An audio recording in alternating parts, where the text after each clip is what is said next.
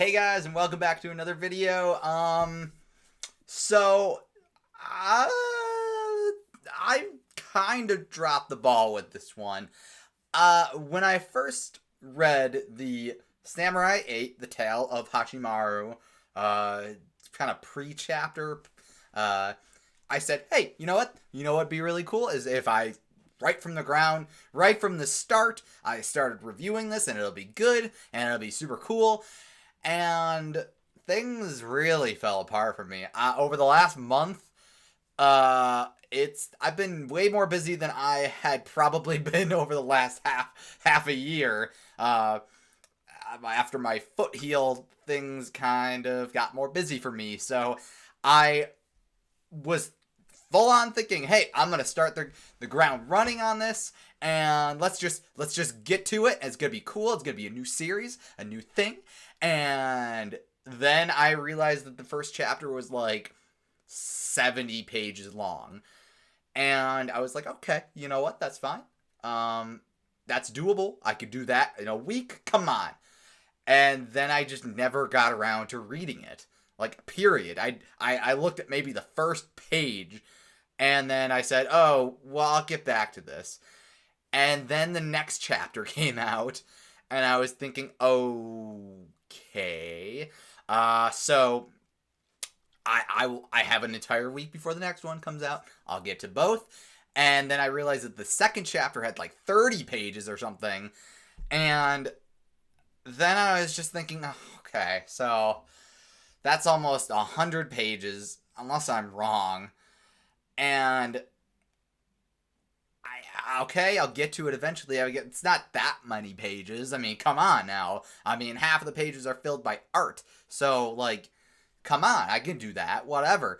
And then the third chapter came out, and it just started piling up. Fourth chapter came out, and I said, okay, well, I'll just wait until I can get everything done. And then the fifth chapter came out, and I didn't even pay attention to it. And then it wasn't until the sixth chapter was out that I started to really get into the first chapter. And I kind of did it over a span of a couple of days. And then I finally got that done, and I was able to zip through chapters 2 through 6 because I was just invested at that point. So here's what I'm going to do.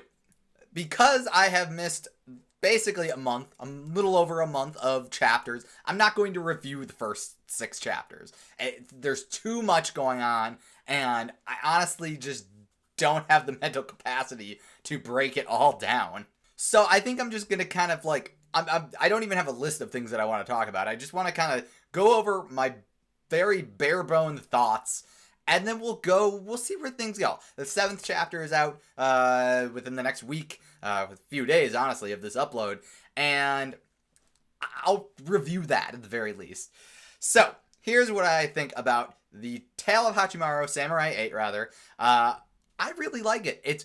So, one thing that is very jarring to me about this compared to Kishimoto's previous work, Naruto, is that there is so much setup in the first, 6 chapters. And it's not like a lot of setup, it's like, oh, here are the characters, here's where they live, and whatever. Like, I barely know where they live. I don't even remember if they gave us, a planet name. But, everything that has to do with, Hachimaru specifically himself is kind of just nuts. Prior to the first chapter coming out, we saw a lot of kind of images of him looking like his samurai self, and then images of him looking kind of crippled, and he is very crippled in the very first chapter. And so there's a lot going on. There's a lot of baggage to unpack for him specifically. But then you get into the whole samurai thing, and there's 2 classes. There's Bushi, who are basically just they're not fully fledged samurai, but they're kind of protectors or foot soldiers to some degree. And they are just regular people that do their training and whatever. But then you have the samurai, and they're robots, and they're organic robots. It's really, really weird. Honestly, the more I think about it as I read these chapters, I don't know why you'd want to be a samurai, specifically in name and title and everything. I guess just being able to do cool stuff, but they basically, unless you're in Hachimaru's case where he was straight up crippled, and couldn't do anything unless he became a samurai, why would you give up your physical body to be like this like weird robot person that can split open, and like if you get your ki taken away from you, then you die or something? It just seems really weird. But there's just a lot to unpack with this, and that's part of the reason why I don't want to do like a full like comprehensive review of each of these chapters, because there's just so much. So first of all, I do want to say I do like Daruma. I because he's in a cat robot suit or whatever. I guess you could, when you're a samurai, you can hop around and maybe like change your ki out, because your ki is basically your brain and your like essence or whatever. So as long as you got that going on, you could probably put it in other robot bodies. But he's currently in a cat robot thingamajig, even though he's technically the like wolf samurai or something. He's like a lone wolf samurai, and he, I don't know. So it's kind of funny that he's in a cat robot, even though he's known as the lone wolf samurai. Either way, I like him. I picture him with Korin from Dragon Ball's voice, even though I'm sure he wouldn't have anything like that. I think it's just the cat thing. Also, before I get too off topic here, I do really like Hachimaru's holder, and a holder is basically a robot pet. I mean, they're robots in general that like I think anybody can have a holder. But then specifically for samurai, they're called the key holder, and there's like a whole thing going on with that. But I really like Hachimaru's one, because he's got like a little wolf guy that used to be a little puppy, and I like him not because he's just a wolf and he's cool and he can fly around and do cool things, but because he's got a software glitch or something, and he says meow instead of woof or whatever a dog or wolf would make. One thing that I will say about this that I think Kishimoto maybe needs to like kind of hone in and wrangle in is there's a lot of like pieces to being a samurai that like really kind of confusing. It's not just, oh, you're a robot and you have a sword and maybe you have some mystical power. It's like you're a robot, you have a ki, and that ki maybe has like a code if you're one of the like 7 special samurai, well 8. And then also you have your holder, who is like your key, like you have this bone thing there's a lot to it, and I feel like maybe he needs to slow down and further explain it a little bit. They do a little bit of explaining where it's like, okay, you become a samurai by absorbing this orb, this giant orb thing, and that basically turns your body into a robot. And then you also have this samurai soul, which is this like little sphere thing, this like glowing, like kind of fiery looking thing, and then that's like your source of power, I guess.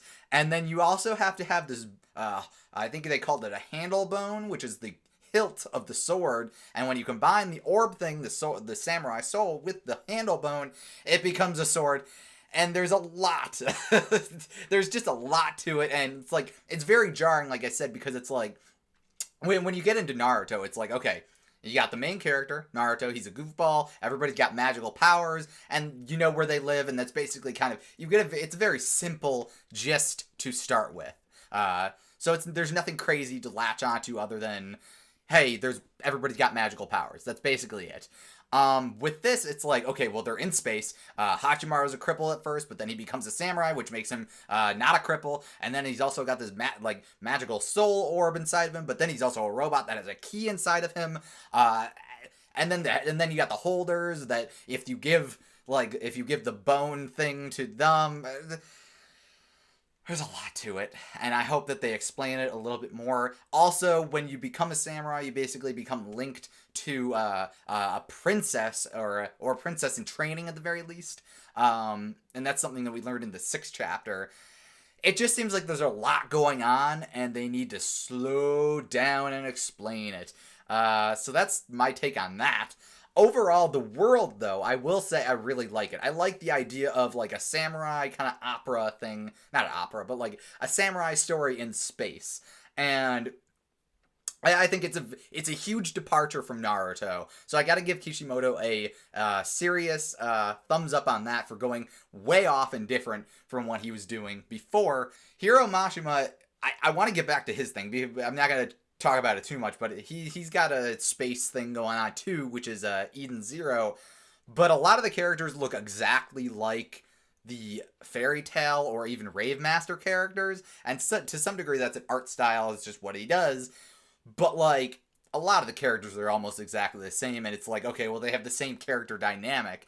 In this, he doesn't look anything like Naruto. And on top of that, you have like all these other characters, and like there's a little hints and whatever. Like I forget what his name was, but he was a bushi. He was a fallen samurai or something like that, or like a ronin, and he basically causes trouble for Hachimaru and his father, and he ends up getting defeated by Daruma.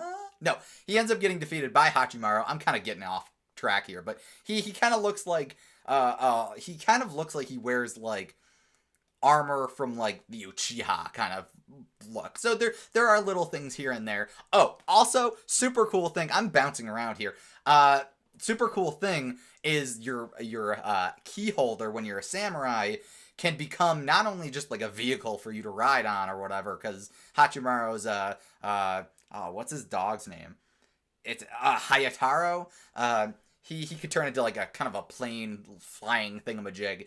But when you're going into battle, not only can you just ride on them and they do whatever, they become armor, and that's super cool. There's a lot of really cool pieces to this, and I think once you kind of get more settled into it, it'll be pretty good, especially with the characters. I like the characters. I like Hachimaru. I like that he has motivation to do what he's doing.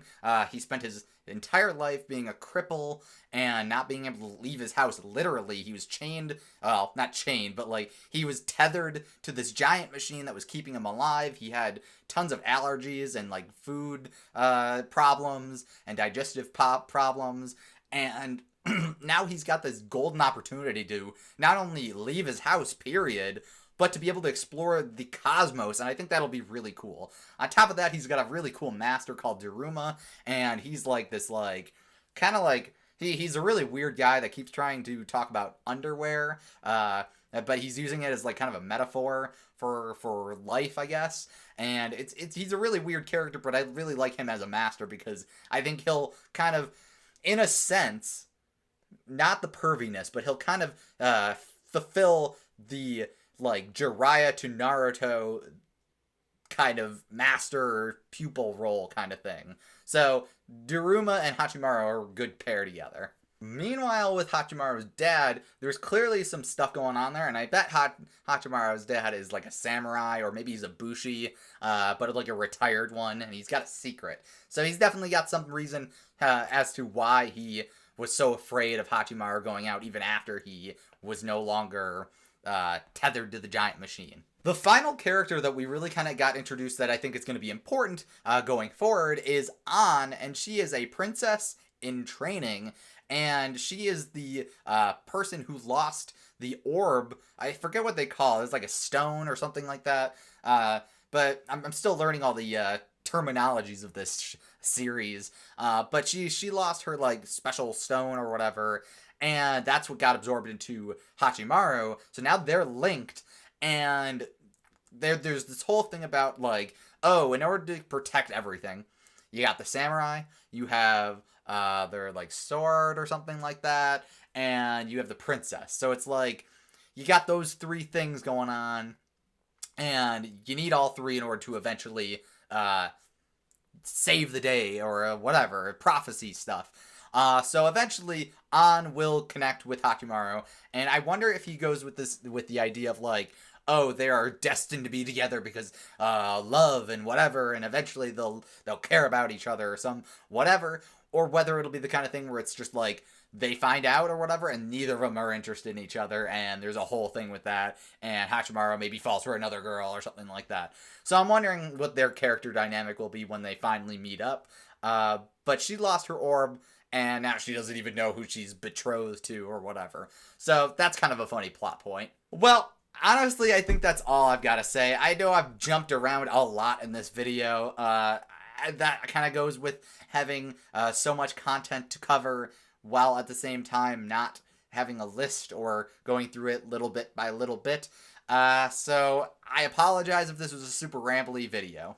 That being said, next week I will be reviewing Chapter 7 of Samurai 8, The Tale of Hachimaru, and we will go through it, and I will talk about it, and it will be far less complicated, ideally, than this whole thing. So, those are my thoughts. What do you guys think about Samurai 8 so far, as we are now 6 chapters into the series? I'm enjoying it. I think it's an interesting thing. I have no total complaints right now. It's a little complicated as far as, like, the little nitty-gritty stuff, but I think it'll kind of smooth out as he gets his stuff going, and we really start getting to the real plot points, because we don't really have a cause at this point.